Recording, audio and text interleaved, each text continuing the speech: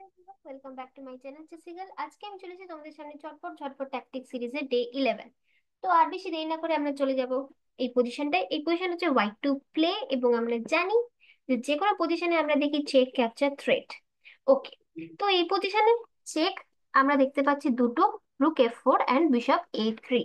But এই দুটো check দিলেই কিং পালিয়ে যাবে। তারপরে যদি তুমি ভেবে দেখো, আর কিন্তু কিছু লাভ হচ্ছে না। তাহলে এই পজিশনের অ্যান্সার অ্যান্সার কি হবে?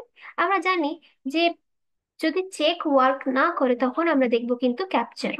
তো এখানে ক্যাপচার একটি মাত্র আছে, দ্যাট ইজ রুক ইন্টু G7। এবার তোমার মনে হবে যা, রুক ইন্টু G7, বিশপের পয়েন্ট তো 3 বা 3.5, বা উল্টো ভাবেও বলতে পারো যে 3.5 বা 3, আর রুকের পয়েন্ট তো 5। তাহলে আমি কেন 2 পয়েন্ট লস করব? হ্যাঁ, এটা তো ঠিক কথা, যে কেন লস করবে। কিন্তু আমরা লস কিন্তু অ্যাকচুয়ালি করছি না। কারণ দেখো, এখানে যদি ব্ল্যাক কিং ইন্টু G7 করে, এই পজিশনে আবার চেক, ক্যাপচার, থ্রেট এইভাবে দেখতে হবে। তো এই পজিশনে কিন্তু চেক, একটাই চেক আছে, সেটা হলো C4 চেক। তুমি বলবে পন পুশ করে কি করে চেক হলো? চেক তো হয়নি। না, চেক হয়েছে।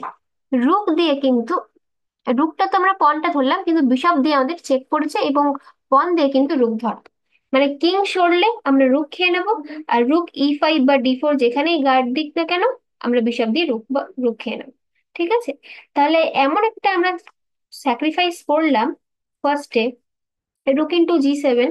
দেখে মনে হবে আমরা তো এখানে হেরে যাব, বাট আফটার C4 এখন কিন্তু অ্যাকচুয়ালি দেখো, আফটার যখন আমরা রুকটা খেয়ে নেবো, তারপর কিন্তু আমরা একটা পিস আপ হয়ে যাব।